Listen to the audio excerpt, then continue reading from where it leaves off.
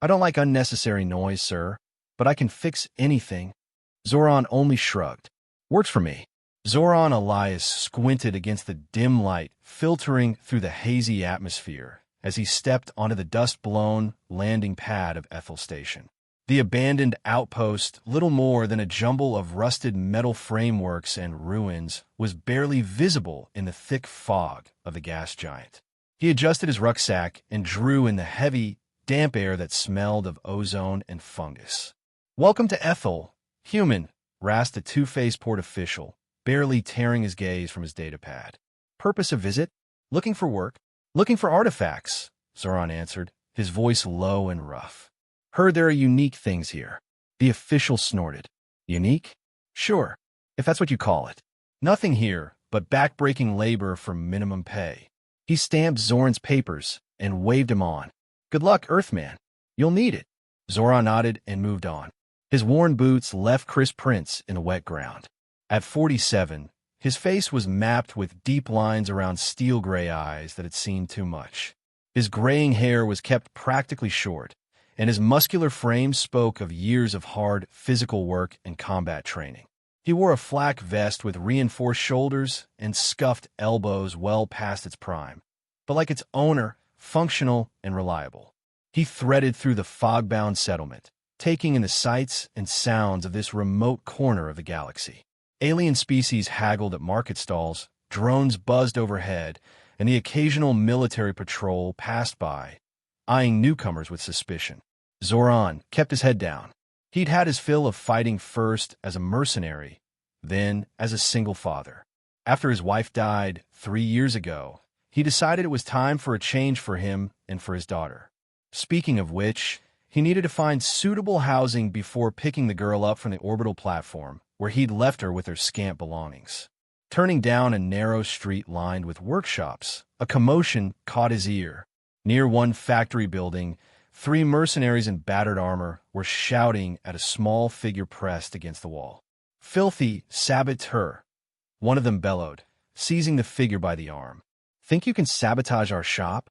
Zoran stopped, watching as they dragged what appeared to be a young alien girl into the weak light. She was too thin with bright green skin coated in industrial dust. Her large, deep eyes were full of fear as she feebly resisted her captors. She wore a plain gray jumpsuit that hung off her fragile frame. "I didn't sabotage anything," she murmured, barely audible. "I was trying to save an endemic fungus." "Save it," the merc sneered.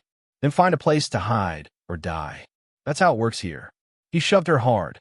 She stumbled and fell. A small box of seeds she tried to protect rolled away across the ground. Zoran had seen enough. Without conscious thought, he moved forward, putting himself between the fallen girl and the angry mercs. "Problem here?" he asked quietly, posture loose but ready. The lead merc straightened half a head taller than Zoran and bared sharp teeth. "None of your business, human. This worthless Viridian tried to sabotage our operation. We're teaching her a lesson." Zoran glanced at the girl, who looked up at him with huge blue eyes full of confusion and fear. He reached into a pocket and pulled out a handful of cred chips. "Will this cover the damage?" The merc squinted, then flicked his gaze to the creds. "Plus a little for our trouble." Zoran tossed him the chips. "Consider the trouble paid for. We're done." For a moment, the merc looked ready to argue, but something in Zoran's calm gaze made him think better of it. With a growl, he pocketed the creds and signaled to his buddies. They backed off, muttering. Zoran turned and offered the girl his hand. She flinched slightly before taking it. He helped her up and retrieved the little seed box, holding it out to her. "Thank you," she whispered, clutching the box to her chest. Her eyes darted nervously, as if expecting the attack to resume. "Do you have anywhere to go?" Zoran asked. She shook her head, staring at her worn boots. "Anyone looking for you?" "Family." Another small shake. Zoran sighed. He hadn't planned on picking up strays, but he couldn't just leave her here. "Can you do anything?" "Any skills?" The girl hesitated, then looked up at him. "I don't like unnecessary noise, sir," she said softly. "But I can fix anything." Zoran studied her a moment, then shrugged. "Works for me." He motioned for her to follow, and after a heartbeat's hesitation she did.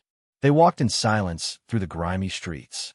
The girl kept close, as if afraid he might vanish. "My name's Zoran," he said at last. "Zoran Elias." "Lyra," she replied, so quietly he barely heard. "My name is Lyra." Zoran nodded, and they resumed their hunt for housing. By sunset, he'd found a modest concrete annex attached to a larger complex, 2 small bedrooms, a common room, and a tiny kitchen. It wasn't much, but it was clean and secure, with solid walls and a locking door. While Lyra cautiously explored the kitchen, eyeing the basic equipment, Zoran sent a message to his daughter. Tomorrow he'd bring Kelia down from the orbital and they'd start their new life here. It wasn't what he'd planned, but plans had a way of changing. He watched as Lyra began organizing the kitchen space, moving with quiet efficiency despite obvious exhaustion. Something about her resilience beneath fragility reminded him of someone. Maybe that's why he'd stepped in. Or maybe he was just tired of watching the strong prey on the weak. Either way, what was done was done. The rest they'd figure out tomorrow. The passenger shuttle docked with a metallic clang that echoed through the cabin. Kelia Elias looked up from her handheld game, her face a mix of curiosity and wariness. At 12, she was tall for her age, with her father's steel eyes, darker hair, and the lean build of her late mother. "We're here, kid," the pilot called. "Your old man should be waiting at the terminal." Kelia nodded, gathering her pack in a small case with photos of her mother, the only true keepsakes she still had. The rest of their things would follow on a cargo hauler. Not that they owned much. A mercenary's life didn't leave room for possessions. "Thanks," she muttered, heading for the exit. The station was smaller than she'd expected, with worn metal floors and flickering lights. A handful of beings from different species hustled about, but Kelia spotted her father at once, standing apart from the crowd, broad-shouldered and watchful, unlike the usual stationers. "Hey, Dad," Kelia said as she approached. Zoran's stern face softened slightly. He squeezed her shoulder, a gesture that had long since replaced hugs, somewhere around her 12th birthday. "Good flight." "It was fine." Pilot said solar flares might delay the cargo shuttle. Zoran nodded. "We'll manage. I found us a place. It's not much, but it's a start." They made their way through the station to ground transport. Zoran briefed Kelia on Ethel Station Basics local economy, major species, areas to avoid. Kelia half listened, a skill honed by frequent moves. "There's one more thing," Zoran said as they neared the settlement. "We'll have someone staying with us for a while." Kelia raised a brow. "Someone? Who? A girl? An alien? Viridian. Her name's Lyra. She was in trouble, and I stepped in." Zoran kept his eyes on the road. "She's about your age. She can fix pretty much anything and knows a lot about the local flora." "You picked up a stray?" Kelia couldn't hide her surprise. Her father wasn't known for impulsive charity. Zoran shrugged. "She needed help. We need help. Simple as that." Kelia knew better than to argue. When they reached their new home, a simple concrete structure with minimal furnishings, she followed her father inside, eyeing the sparse living space and the narrow corridor that presumably led to bedrooms. Soft sounds of movement came from the kitchen, and then the girl appeared, a slender, bright green figure who froze at the sight of them. Kelia stared. She'd never seen a Viridian this close. The girl's large, deep eyes dominated her delicate face. "Kelia, this is Lyra," Zoran said. "Lyra, my daughter, Kelia." Lyra's gaze flicked between them, then settled on Kelia. She gave a small formal bow. "Hello," she said, her voice barely above a whisper. Hi," Kelia answered, suddenly aware of her travel-crumpled clothes and the awkwardness of the moment. An uneasy silence followed until Zoran cleared his throat. "Something smells good." Lyra's posture loosened slightly. "I made something like a stir-fry from local plants. I hope it's acceptable." "I'm sure it is," Zoran said. "Kelia, freshen up. We'll eat in 10. Dinner was quiet. The stir-fry was surprisingly good, unfamiliar spices that somehow worked together. Kelia stole glances at Lyra as they ate. Lyra ate in small, precise bites and kept her eyes mostly on her plate, though now and then she peeked at Kelia when she thought no one was looking. "It's really good," Kelia said at last, breaking the silence. "What's in it?" Lyra looked startled to be addressed directly. Root vegetable from a market and a fern that grows in the woods. She hesitated. Protein is synthetic, but I added spices to improve the flavor. Well, it worked, Kelia said with a smile. Way better than the rations Dad usually heats up. Zoran snorted, but his eyes held a hint of amusement. Not all of us had your mother's touch in the kitchen. The mention of her mother brought another brief silence. Kelia noticed Lyra's curious glance, but appreciated that she didn't ask questions. After dinner, Lyra insisted on cleaning up while Zoran showed Kelia her room. Small, but hers narrow bed and a wall-mounted desk. It's not much, Zoran said, but it's steady. No more moving every few months. You can finish school here, maybe even apply to the academy, if you still want to. Kelia nodded, unpacking her few things. And Lyra? How long is she staying? Zoran leaned against the doorframe. Haven't decided yet. She's got nowhere to go, and she's useful. We'll see. Later that night, unable to sleep in the unfamiliar room, Kelia crept to the kitchen for water. She found Lyra there, methodically organizing the tiny pantry. Sorry, Kelia said when Lyra flinched. Didn't mean to sneak up on you. It's all right, Lyra replied, her voice a little stronger than before. I'm not used to people. Me either, honestly, Kelia admitted. We move a lot. Easier not to get too close to anyone. Lyra nodded, as if she understood perfectly. Your father is kind. Kelia snorted softly. Not the first word most people use for him. He helped me when no one else would, Lyra said simply. That is kindness. There was something in her certainty that made Kelia look at her more closely. Where are you from, Lyra? Her eyes clouded. Far away. That place no longer exists. Before Kelia could ask what she meant, Lyra turned back to the pantry. You should sleep. Your father said you have school orientation tomorrow. Kelia knew she'd dodged the question, but didn't press. Yeah. Night, Lyra. Good night, Kelia. Back in her room, Kelia realized she was actually looking forward to tomorrow. New moon, new school, and Lyra roommate, refugee, maybe even a friend. For the first time in years, she felt she might be home. 2 weeks after their arrival, Zoran landed a position with the settlement's security contractor. The pay was decent, but the hours were long, often during the night cycle when smugglers and raiders were most active along the perimeter. I'll be out 3 nights a week, Zoran explained over breakfast, sliding a small comm unit across the table to Kelia. Emergency channel is pre-programmed.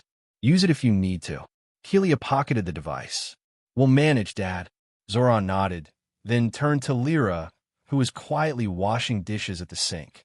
There are extra credits in the household account for food and supplies. Lyra turned, drying her hands on her apron. I'll be careful with them, she promised. I know you will. Zoran's expression softened almost imperceptibly.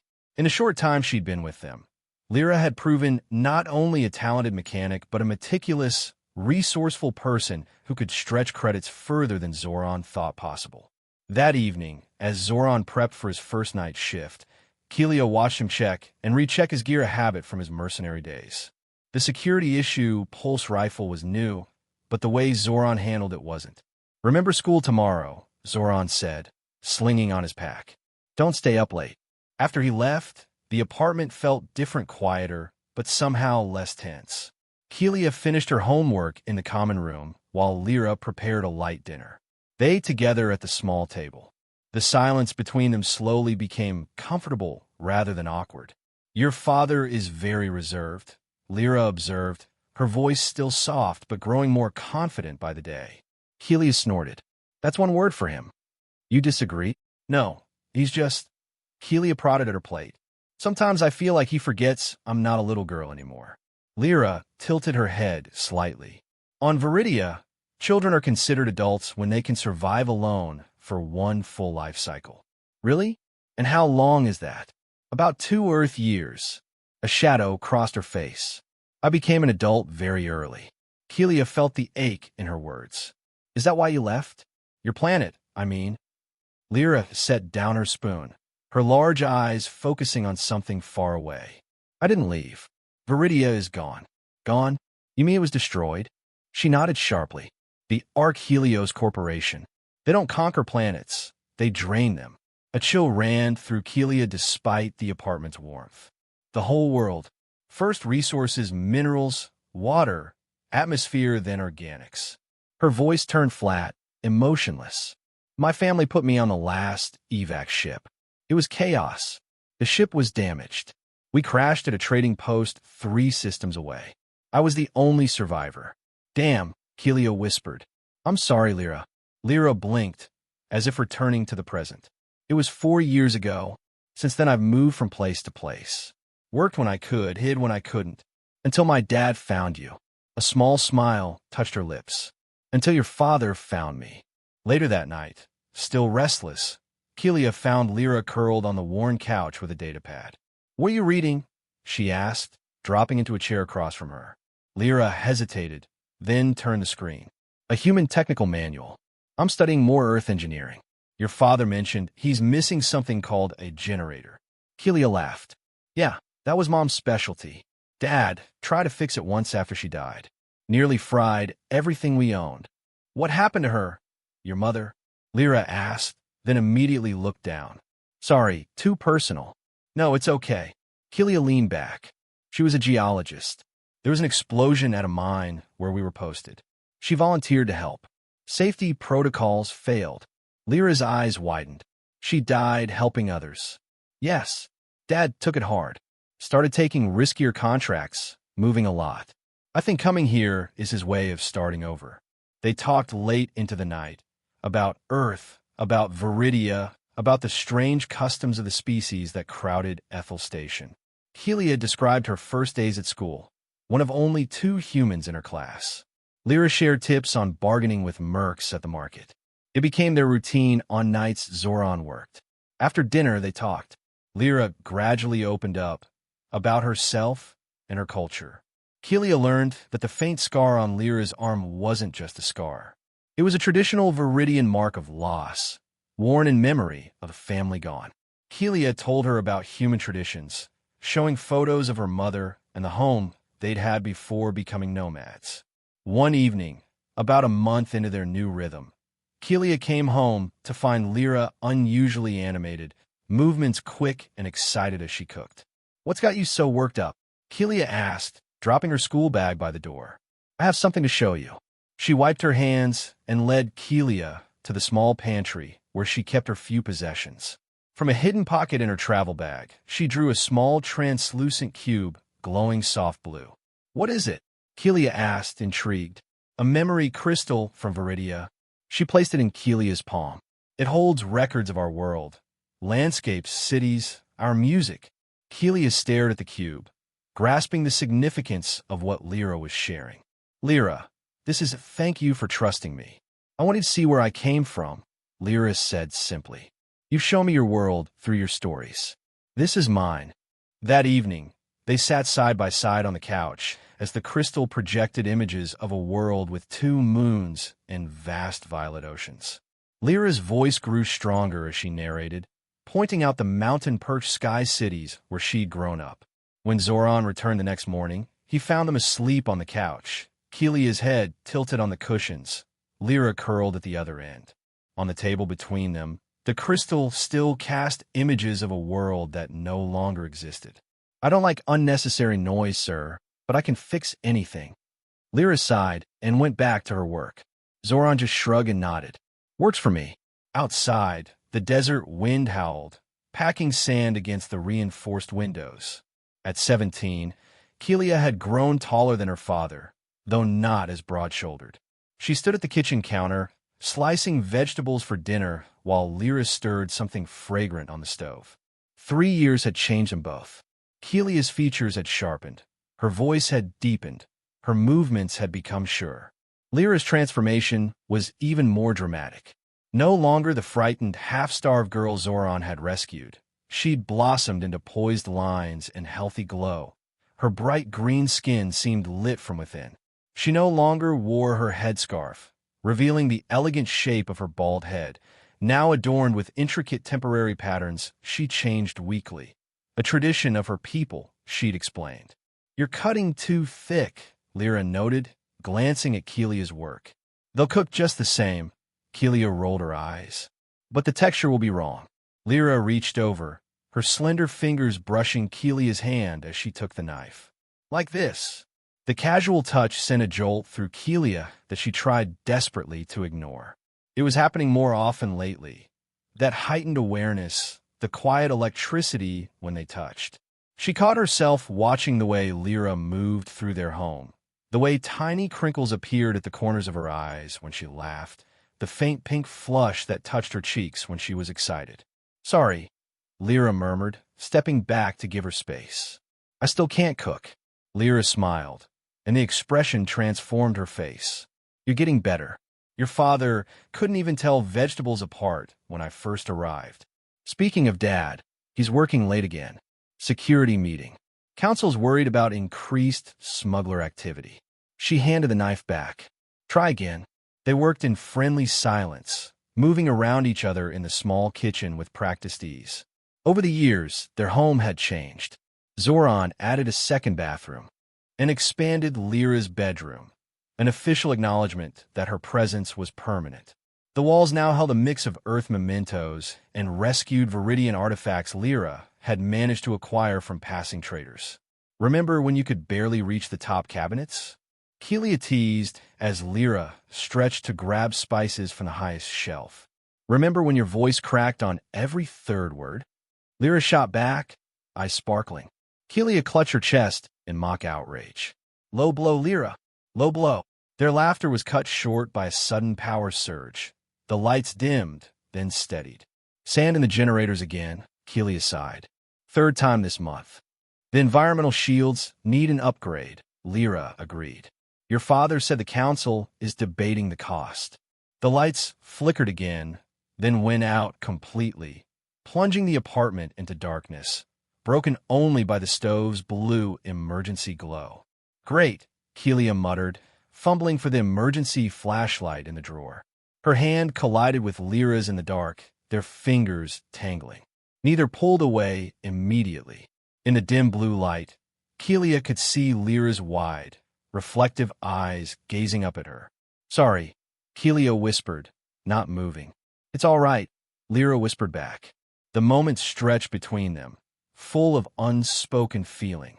Then the lights flickered to life, and both stepped back, the spell broken. Dinner was quieter than usual. Both stole glances when they thought the other wasn't looking.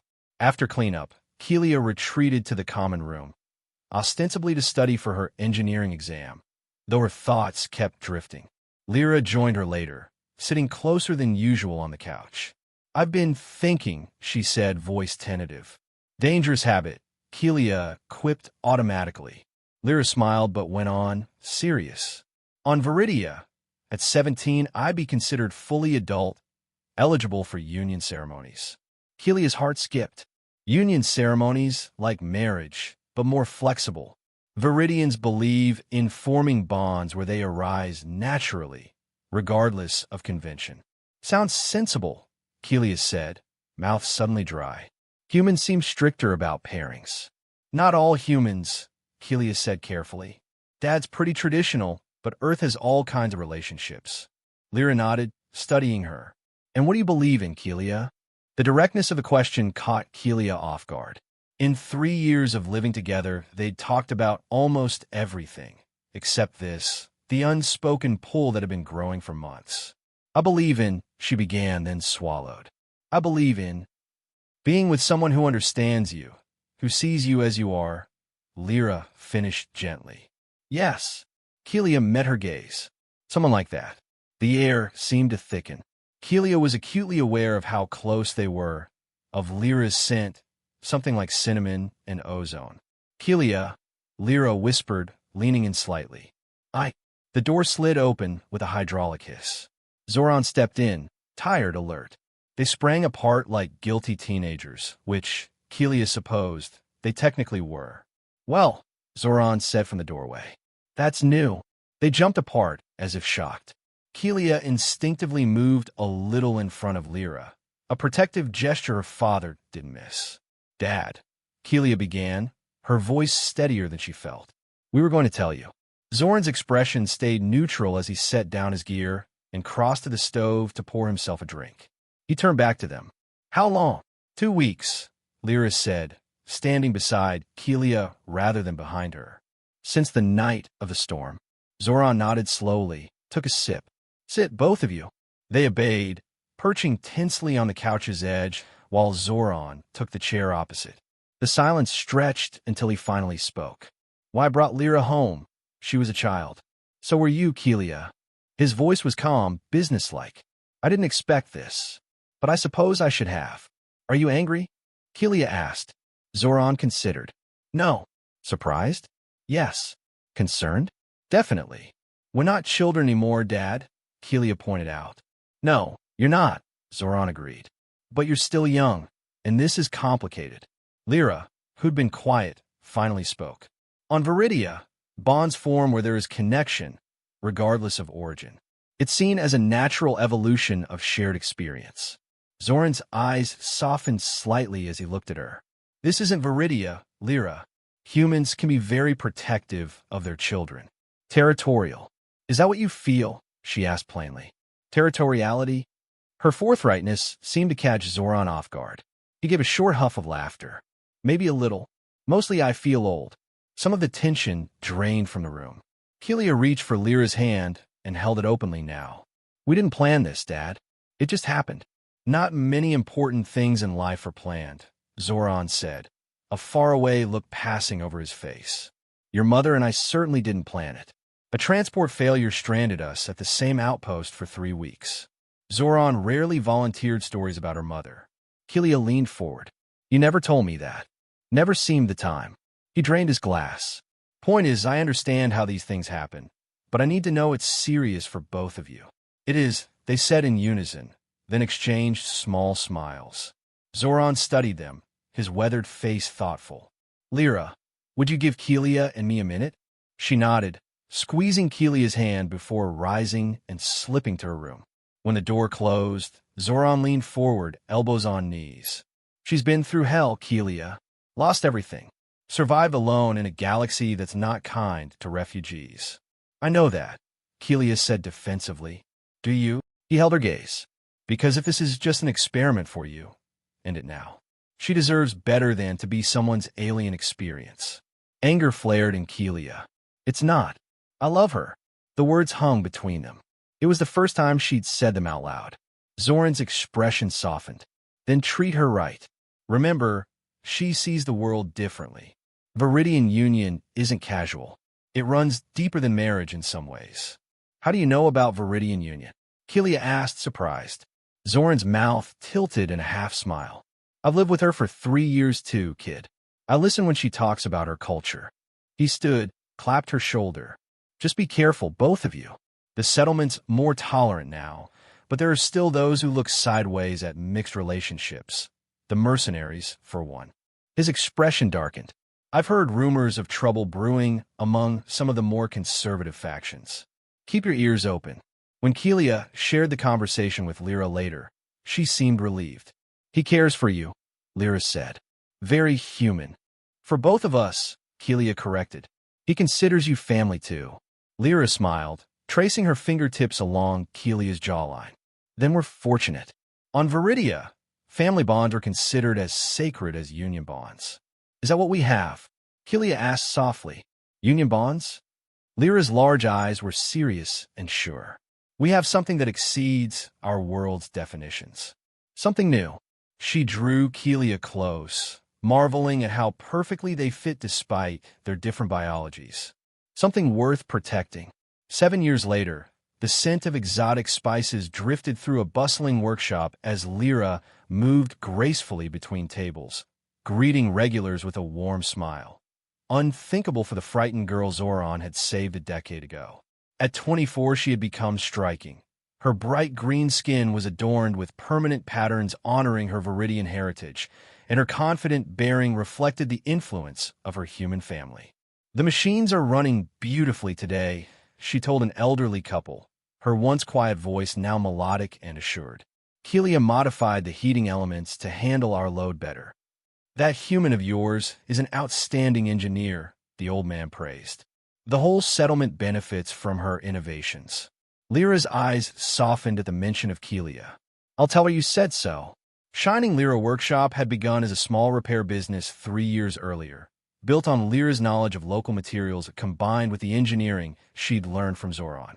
Now it occupied a prime spot in Ethel Station Center, drawing clients from across the settlement and even passing ships. The workshop's success let them move from Zoran's modest concrete annex into a larger home in the settlement's better-kept eastern quarter. When the lunch rush faded, Lyra stepped into the kitchen where two mercenary assistants were tidying up. Once, she'd feared their kind after her first encounter in Ethel, but now she'd hired several young mercs who had rejected their community's increasingly isolationist stance. "Marin, Tash, you can finish early today," she told them. "Storm advisory means we'll close for dinner." Young merc Marin looked up in concern. "Will you be safe getting home, Lyra?" Some elders spoke against mixed species at yesterday's gathering. Lyra's expression tightened slightly. "I'll be fine. Kelia is coming to walk me." As if summoned, the door chimed and Kelia stepped in, her tall frame filling the doorway. At 24, she'd inherited her father's build, but kept her mother's thoughtful eyes. Dust from engineering clung to her work clothes. A smear of grease marked her cheek. "Ready to ride out another storm?" she asked, bending to kiss Lyra's forehead, a gesture that still drew disapproving looks from some conservative townsfolk. "Always," Lyra replied, reaching up to wipe the grease. "Though I'm more worried about the storm brewing in council chambers than the one outside." Kelia's expression darkened. "Dad sent a message. Emergency session isn't going well. Mercenary elders are pushing stricter segregation policies." "Because of Archelios rumors?" Lyra asked quietly, dismissing her assistants with a nod. "Partly," Kelia said. "They claim refugees attract trouble." Her jaw clenched. "Dad's fighting it, but fear spreads." They locked up ahead of the storm and stepped outside. The settlement's environmental shields were already up, casting a shimmering dome that filtered the worst of the weather while regulating airflow. Kelia's engineering team had installed the upgraded system 2 years ago, one of several improvements that had earned her respect, even among those who disapproved of her relationship with Lyra. As they crossed the market, Lyra felt the stares, some friendly, others not. A knot of mercenaries watched them pass, faces impassive, stances hostile. "Archelios bait," one muttered loud enough to be heard. Kelia tensed, but Lyra squeezed her hand. "Not worth it," she whispered. The slur wasn't new. Since rumors of corporate activity in neighboring systems had reached Ethel 3 months earlier, old prejudices had resurfaced. Some blamed refugees like Lyra for attracting the planet-draining entity, as if the corporation followed survivors instead of rich resources. They were nearly home when a public announcement blared over the settlement's comms. "Attention residents. Council confirms reports of Archelios scout ships detected in the Proxima sector. This is not cause for panic, but security measures will be increased immediately. All non-essential travel between settlements is restricted until further notice." Lyra froze, her grip on Kelia's hand tightening painfully. The color drained from her face, turning her bright green skin almost gray. "Hey," Kelia said gently, pulling her close. "It's okay. They're still 3 systems away. We're safe. That's what we thought on Viridia," Lyra whispered in her chest. They were systems away, until suddenly they were here. Inside their home, Zoran awaited them, his security uniform dusted by the approaching storm. At 52, gray touched his temples and the lines around his eyes had deepened, but he still moved with a soldier's vigilance. "You heard?" he asked without preamble. Kelia nodded, guiding Lyra to a chair. "How bad is it really?" "Bad enough the council won't risk complacency," Zoran said, "but not as bad as rumors. 1 scout ship, maybe 2. Standard resource assessment pattern." "Like Viridia," Lyra said, her voice empty. "They always send scouts first." Zoran knelt in front of her, taking her hands in his scarred ones. "This isn't Viridia, Lyra. Ethel has defenses, alliances. We're not isolated. And we have warning," Kelia added. "Time to prepare." Lyra looked between them, the human man who'd become her family. "The Merc elders are already blaming refugees. It'll only get worse." "Let them talk," Zoran said firmly. You are as much a part of this settlement as anyone. More than most. You built something here that brings people together. Not everyone agrees, Lyra countered. I heard what they called me at the market today. Zoran's expression hardened.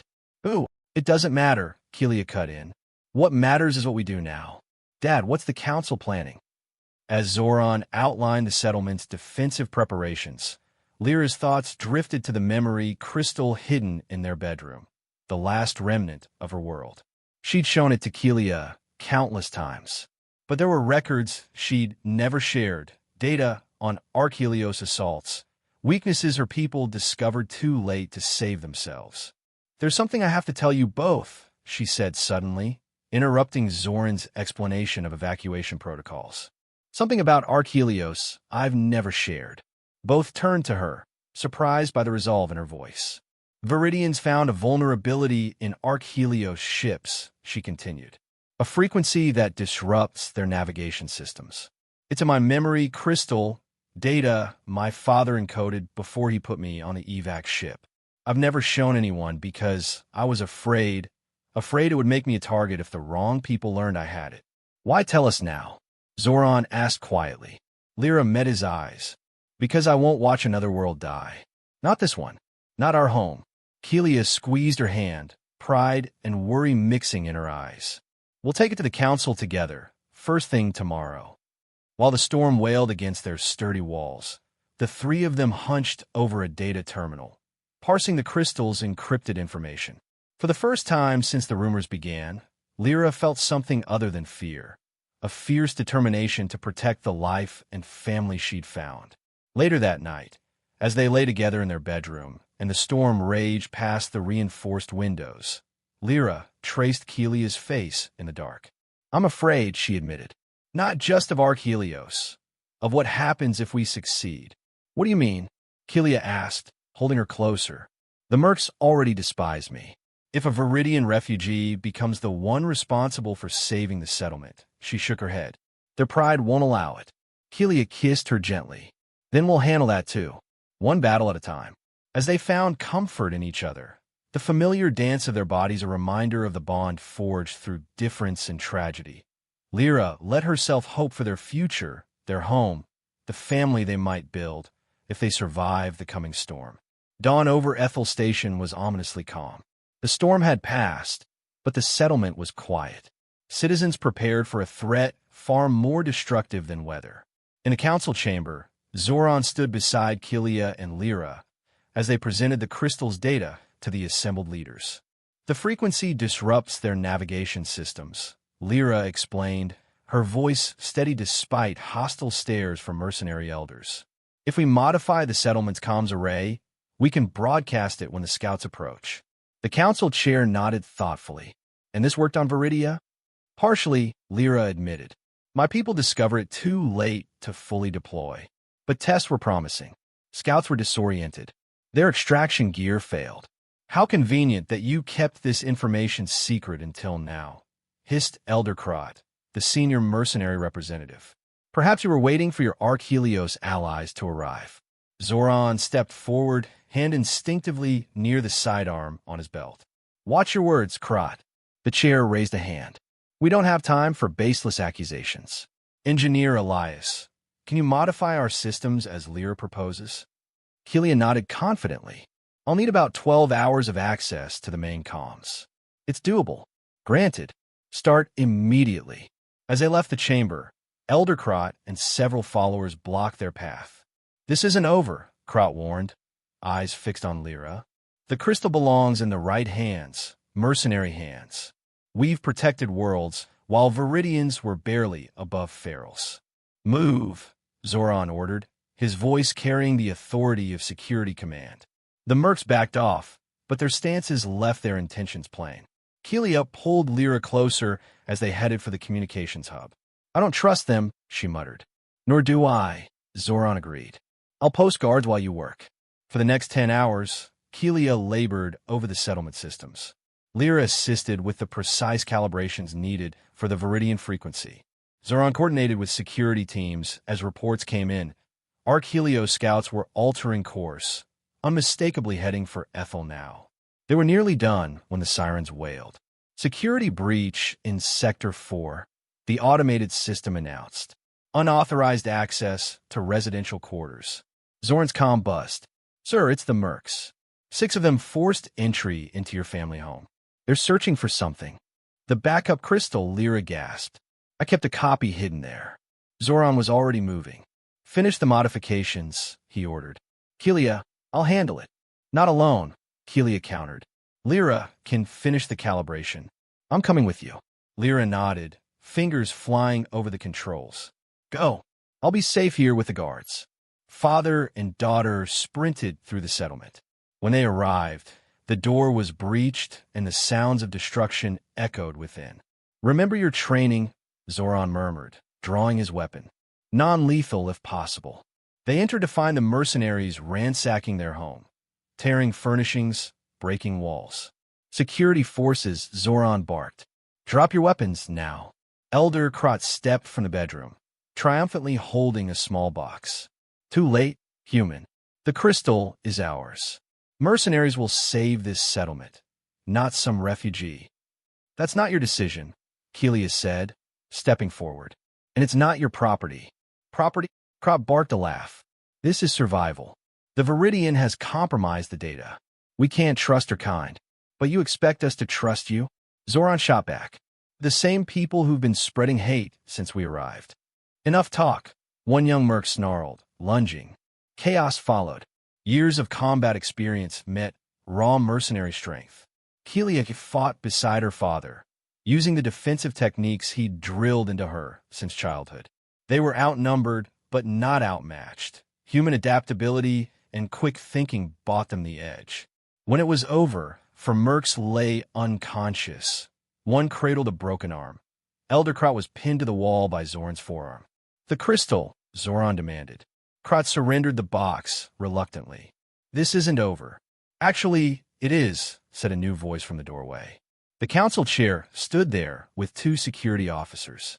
Elder Krot, you and your followers are suspended from the council pending criminal charges. Home invasion and assault on security personnel during a planetary emergency. The mercenaries will require new representation. As the mercs were led away, Kelia checked the backup crystal. It's intact. Not that we need it now. Lyra should be nearly done. Then let's get back to her, Zoran said, taking in the wreckage of their home with resignation. This can wait. They returned to find Lyra applying the final touches to the comm's modifications. Her green hands were steady despite the crisis. When she saw them, relief lit her face. Done, she announced. Frequency calibrated and ready to broadcast. The scouts should be within range in an hour.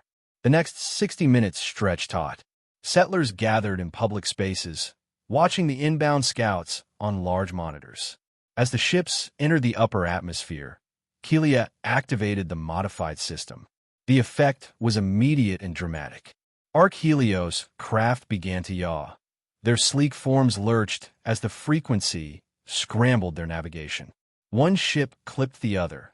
Both spun away from the settlement, clearly in distress, before disappearing beyond the horizon in twin blasts that lit the distant mountains. The settlement erupted in cheers. In the control center, Kelia swept Lyra up in a triumphant embrace, while Zoran accepted the chair's congratulations. They'll send more, Lyra cautioned when the celebration ebbed. They always do. And we'll be ready, the chair assured her. Your information will be shared with every settlement in the sector. Humanity has searched for an edge against Arch-Helios for decades. You've given it to us.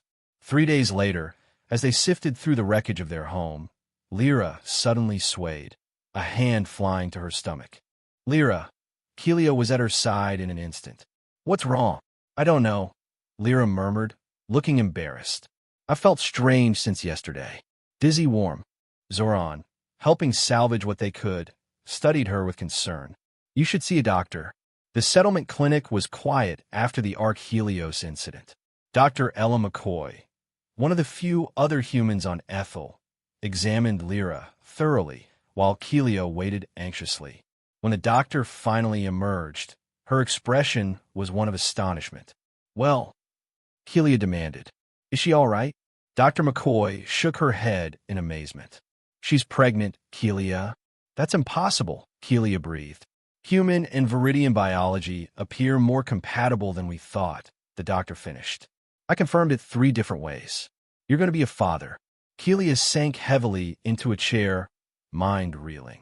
When she entered Lyra's room, Lyra sat with her hands resting protectively on her belly, her expression a blend of fear and joy.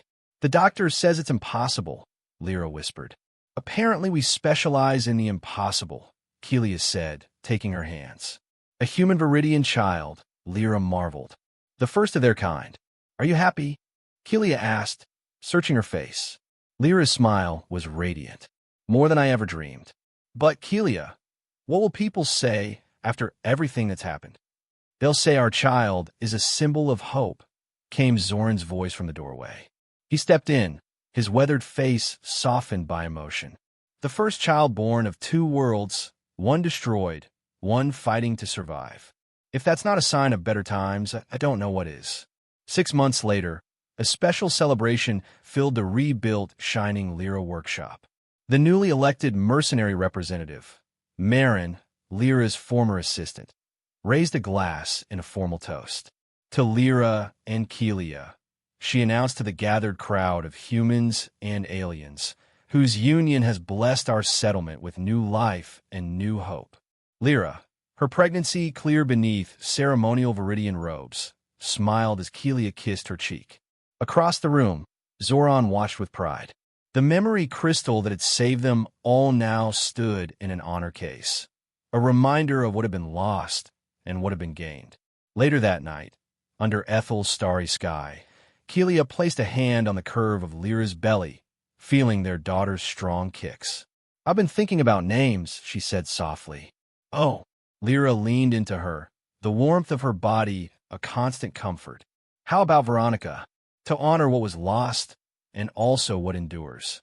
Tears shone in Lyra's large blue eyes.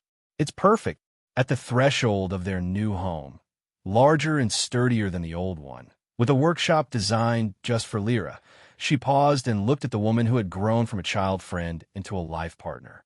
I don't talk much about how lucky I am, she said, echoing the words that had first brought them together a decade ago. But I can show you every day. Kelia smiled and drew her in. Works for me.